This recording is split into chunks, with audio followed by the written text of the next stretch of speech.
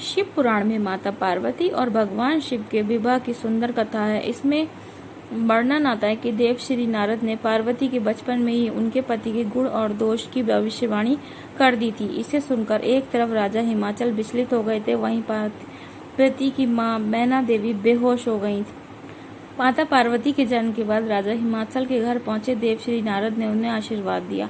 उन्होंने राजा हिमाचल के कहने पर पार्वती का हाथ देखा और गंभीर हो गए। हिमाचल ने उनसे पूछा कि पार्वती के हाथ में उन्होंने ऐसा क्या देख लिया जो इतने गंभीर हो गए। उस समय देव श्री नारद ने जो बताया वह सुनकर एक तरफ राजा हिमाचल विचलित हो गए, वहीं उनकी पत्नी मैना रानी बेहोश हो गई। दरअसल देव श्री नारद माता पार्वती के गुण दोष की विवेचना करते हुए उनके भविष्य में चले गए थे और उनके होने वाले दूल्हे का गुण दोष बताने लगे थे।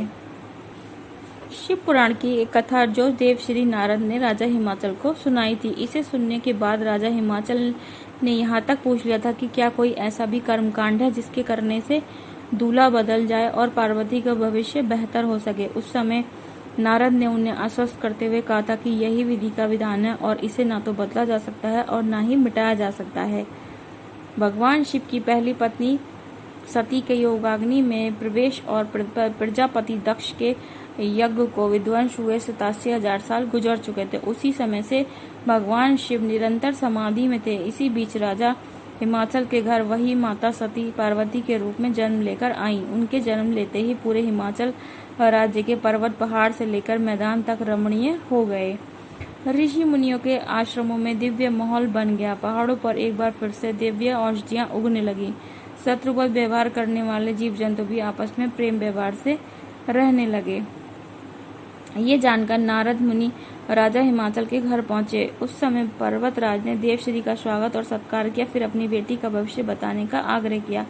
उस समय नारद मुनि ने पार्वती का हाथ देखा और गंभीर हो गए।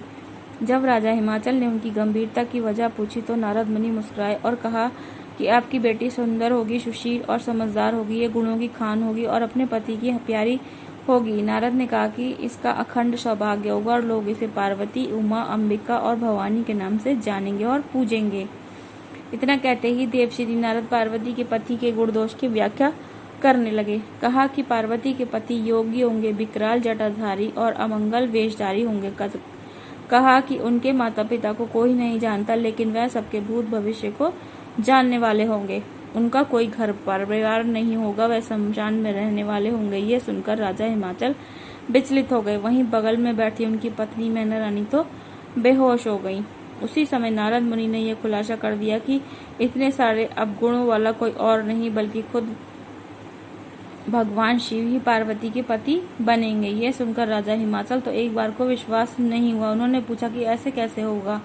तब नारद मुनि ने बताया कि यही विधि का विधान है और होकर ही रहेगा। हालांकि इसके लिए देवी पार्वती शिव की तपस्या करेंगी तो सब मंगल होगा। उसके बाद ही माता पार्वती ने शिव की तपस्या शुरू कर दी और परिणाम स्वरूप भगवान शिव से उनका विवाह हुआ।